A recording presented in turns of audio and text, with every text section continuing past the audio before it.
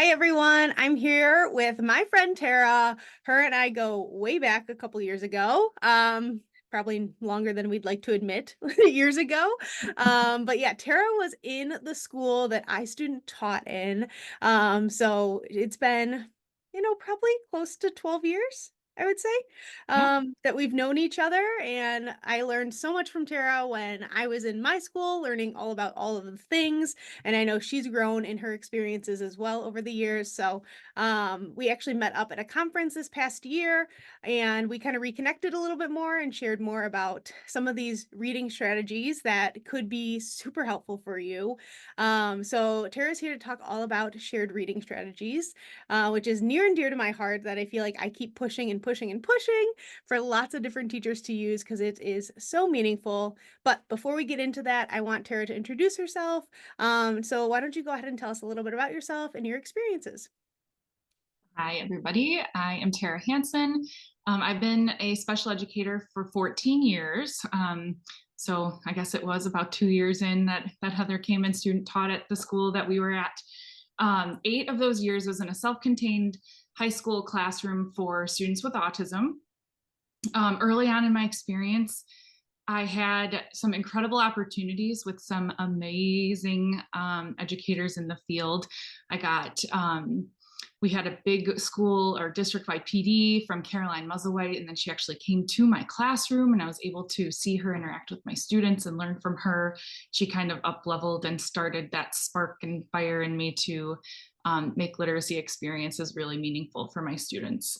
I'm in my 4th year as an instructional coach now, working in a local school district and doing some presenting as well. Yeah, I love that. I know you and I have kind of connected too of our instructional coach experiences and how to support teachers in better ways. And so, again, love that we've reconnected after all these years. Yeah.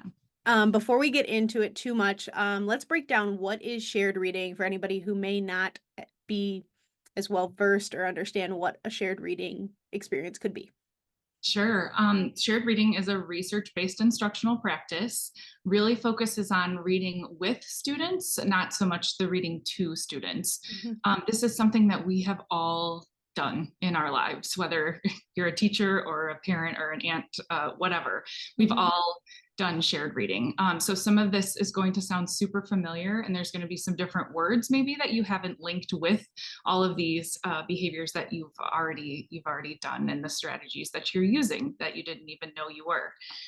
So it's really focusing on an interaction between the people, the student and teacher, or child and adult, and the text.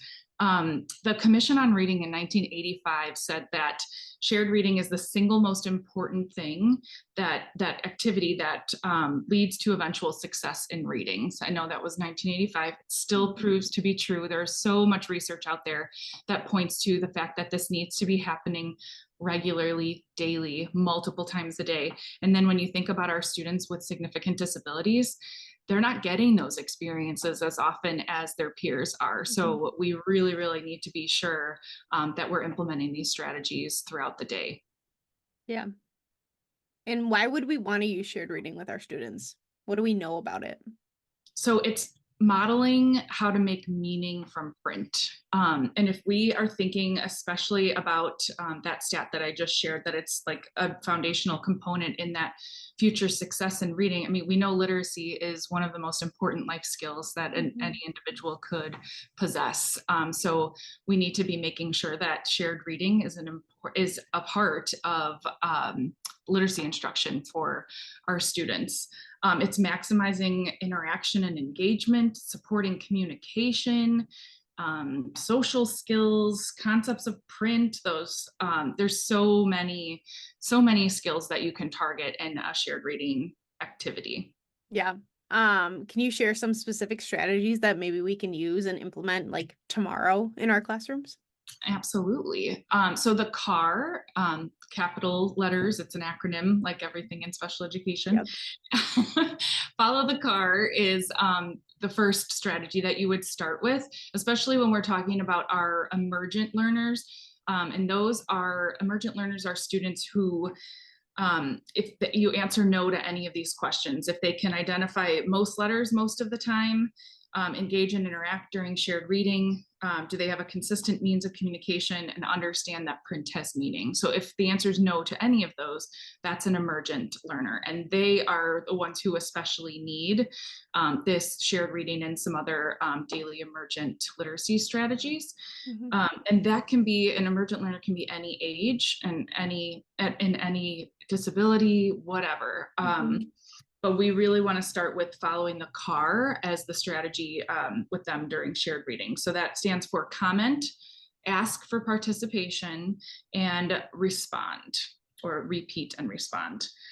Some other things to do are some text referencing. And then once we get those things happening and students are really starting to initiate and interact and engage during shared reading, then we want to put the crowd in the car. And guess what? It's another acronym. Crowd. Yep. It's not technically an acronym, but each letter stands for a different strategy, and you'd Mhm. use one of them, incorporate that into your reading. So C stands for completion, where they're Mhm. filling in a sentence. R is recall, recalling something that just happened on that page. You could do an open-ended question. Our typical, we all know our WH questions, and then distancing, which is helping the students make connections to some from the text to things in their personal life. Yeah, I love that. I know that lots of those strategies are already used in classrooms. You just don't know you're doing it. The car strategy is always a safe one that I feel like I always go back to, especially when I'm teaching a group of emergent learners. And if you are coming back next week, Kano is on next week and shares more about how to teach reading to students. And we do talk about those questions as well, of if they're an emergent learner or a conventional learner or transitional learner and all those things. So if you've loved this video so far, make sure to come back next week because I have more info about reading experiences too. And Um, Tina is the absolute best. yeah. Okay, so I feel like sometimes visually seeing it is better. Can you do like a little mini walkthrough of maybe a couple pages in a book just to kind of show us what maybe a car or a crowd strategy might look like, or like referencing Yeah, the text? for sure. I will show the car strategy, since that's our most basic and really important to start with that. And I brought this Yeah. Readtopia Go book called One Wonderful You. It is so great. Um, it so I'm going to start, obviously you read the text Mhm. on those pages here, and then no matter what, obviously we are reading what is on the page. All around the world, children are living their lives just like you. I'm intentionally modeling the pause. I love that. We're pausing, waiting about 5 seconds. Might feel Hmm. a little bit painful. Sometimes you got to count in your head, tap it out, whatever it is, because we want to invite that expectant pause, inviting that participation. Then we might comment. So we are going to comment. The kids are smiling. I'm going to look at the students, Mm-hmm. and then ask that the A in car, ask for Hmm. participation if they haven't already. Look at these smiles. Tell me what you see. Happy. Oh my goodness, that is exactly what I was prepared for. So maybe they verbally said happy, they smiled, they indicated happy, they said happy on their device. I'm Hmm. going to repeat happy and respond to add more. The smiles on their faces tell you they're happy. So I'm connecting to the images in the text, making that connection with them and interacting with them. So you've commented, you've said they are smiling, you've Mhm. waited, you're kind of asking, what do you think about this? And bringing more into it to see what they have to say about it. Maybe your students respond, maybe they don't. And if they Mhm. don't respond, what do we do? We're looking for any sort of interaction. I think when um, we often in special education, we're asking a lot of like testing questions when Hmm. our students aren't ready for that yet. Our emergent learners are not ready for that level of communication and interaction just yet. So we're looking for a glance in the direction of the picture, and then I'm going to point out like, wow, you see it too. You're looking at their smiles. One, Yeah, two, three smiles. I'm going to add to that, however that may be. perfect. That's exactly what I need you to say. you want me to do another page? Yeah, do another page. Let's get another Okay. example. All right. Okay, so I'm going to read the page and then I'll model that pausing again, and then I'll go through each comment, ask for participation, repeat, respond, and more. All around the world, these children play. Some like to play with a box or a ball.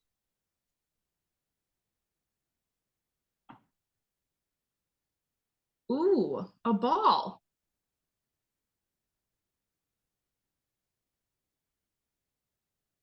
Do you see the ball?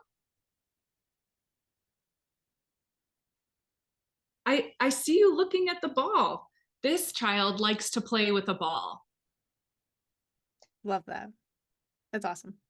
That's fantastic. I mean, I feel like it's such an easy strategy that we can use for anything, any story that we read, any sentence that they see that's got a picture with it. So, and it's a very simple strategy that like you can totally use tomorrow. Yeah. So thanks for doing that. Appreciate it. Um, So we talked a little bit about involving the students in the process, and that commenting. We want them to use their AAC. We want them to look, gesture.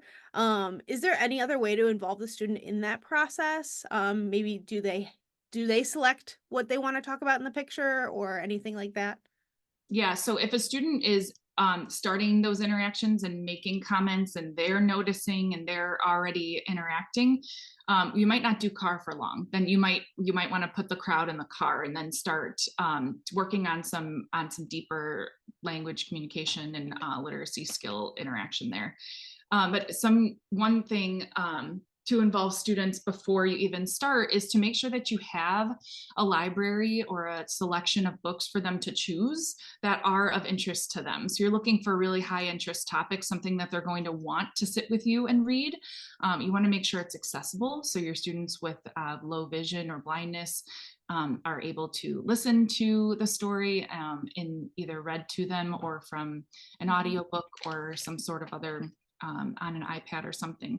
And then really making sure that their age and ability respectful as well is super important. Again, like we talked about, we're encouraging and supporting their interactions. We're assigning meaning to any of their movement, their gestures, their eye gaze, their AAC, their vocalizations, anything like that. And then really making sure, because we're using those high interest texts, that we're drawing those connections with them from their personal experiences, from what we know about them and their interest to that reading experience too. Yeah, all of that. Love it. One Uh, more important piece yeah. is a Caroline Musselwhite quote: up with invitations and down with demands. So Mm, moving away from that, like on every page is a WH question, or every page is like point to the ball, and like we're constantly giving direction. direction. Switching that mindset to inviting makes it more fun for us and for them, Yeah, right? And for one of sure. the main points of shared reading is to continue to foster that love and joy of reading or story listening. And I think that's one really amazing thing to remember. Down, up with invitations, down with demands. I love that. Also a great one. Maybe I'm gonna quote it on my Instagram at some point. Caroline Musselwhite. I'll make sure to give her credit. Yeah. Okay, so you kind of talked about the car strategy. Yes, of course, once we're starting to see some of that responses and more interactions with the book. Now the crowd strategy. I feel like I remember this, but how do you find the balance of which strategy to use, or do you use all of them at once? Do you spend a couple weeks on one and then move to another? Because I did hear you say don't keep drilling WH questions, which I know is a part of crowd. Um, Mhm. so what do you suggest? So you wouldn't go to crowd is the second step until the student is interacting consistently and has a consistent mode of communication. Okay, So that's really that's helpful. one. Yeah, that's one of your. If you're familiar, if anyone's familiar with the what is the communication matrix, Yes. that level of response doesn't come until level 5 in the communication matrix. So if your student is not there yet, then that would not be the most appropriate strategy to implement, because you're going to feel, you might see an increase in anxiety. There's lots of pressure when Hmm. we're asking for a, a specific answer, Mhm. and they don't have a way to share that with you yet. Yeah, for sure. I know this can take a long time for some of our students to really grasp, and it can be really hard for us as teachers to sit there and wait. Yeah. We know this, right? And so I feel like I'm hearing from a lot of teachers that it's hard to just constantly just be modeling and modeling and modeling, which we know is a great instructional practice. But what suggestions do you have for maybe students who just aren't interacting with the book or maybe don't care about the book? Maybe we've tried high interest text and it's just not working. Any other suggestions? So I have a few questions I would ask first to yourself or to a teacher that you're working with. But how much wait time are you really providing? And Hmm. have you done a little bit of a self check on that? Because we're teachers, we like to talk and we Hmm. want to move quickly. We have things to do. So, are you really giving that 5 or more seconds on each page, or maybe even more often if necessary? And obviously, you know your students. So, if your student is starting to disengage, you're going to want to bring them back in. But another question is, are you starting with car, or did you already go?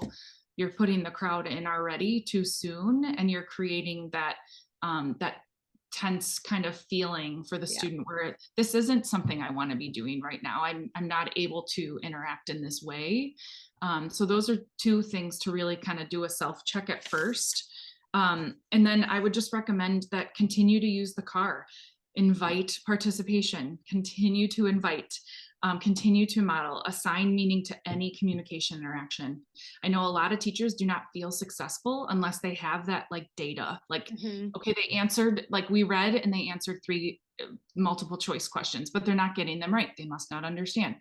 We don't need to have that evidence in that way per se to know that the student is starting to show more interest. We Hmm. want to see if they're going to stay there longer. Are they maybe they're more engaged with you? There's more smiles. They're whatever your indicator may be. Look for something, even if it's a small behavior, and track that instead of some sort of Hmm. comprehension measure. Um, Also, wait time. But if you're doing that little self check and you know you're not doing it, try it. Try it consistently. Hmm. See what happens. Be comfortable with the silence. I know that's really hard too. I've worked with teachers who have asked for fringe boards to go along with every single book that they're reading because they want their student to be able to say the words that are in the book.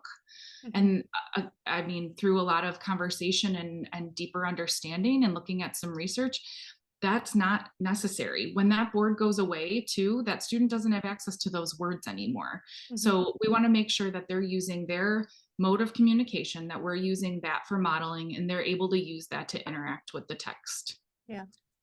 For sure. I know there's been a couple moments when I've done these strategies with a student in the whole book, they're not engaged, right? Very minimal interactions. Then we get to one page that has a dog on it. And Mm, then that was the moment that I noticed a student, smiling more, wanting to vocalize a bit more, yeah. whatever it was. And so like that reminded me like, okay, is this a high interest of really what they want? Like, no, maybe the whole book isn't, but that one page really is. So like when I get to that one page, that student is gonna participate with me and really bring them in of like, I know you like this page. What's here? What do you see? Or like Let's I read see a more dog. about dogs. Yeah, right. Tell me more. Right. More Yeah. books about dogs, definitely. So So yeah, no response doesn't mean that they're not with you and they're not learning. Stick with it, and I promise that you'll have some surprises along the way. It's for really worth sure. For sure. It takes time though. I know it. it does. Yeah. Yes. What other tips and tricks do you have for shared reading? So coming soon will be a blog post about structured literacy blocks. So I know you were saying that we not everybody is doing this in their day, and it's something that you're recommending when you're working with teachers. And it really is a crucial component of literacy instruction and should be a Mhm. part of your schedule every day. Yeah. So if you are struggling with fitting that into your day, check out that blog post that's coming soon about how to structure different station literacy blocks into your day, because shared reading should definitely be one of them. Yes, totally. Um, And then we just talked about it again, stick with car until your students start initiating, even if it feels like it's been forever. Mhm. Um, and then another thought that I had was you just mentioned it really well with that, like you found something they liked in that dog. Then maybe you're integrating your community trips to the library, and that student is on the hunt for some books about dogs so that they can also be an even bigger part of building their library. Or maybe you're building a library on Tar Heel Reader Mhm. or Epic Books or whatever other Mhm. book resources that you have. Yeah. Um, I agree. Just try to create a library of anything that is of interest, even if it is a student created book. I think those Yes. also do really well with the book creator, right? Hmm. So I'll leave those links below too. Any other resources or websites that you recommend? Yes. So if you have not been, or you're not familiar with Tar Heel Reader, you need to check that out first.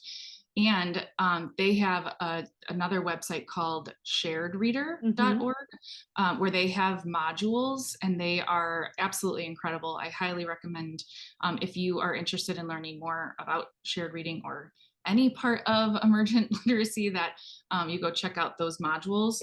Also, the most important most important book that I have with me all the time. And then you saw this awesome book from Readtopia Go.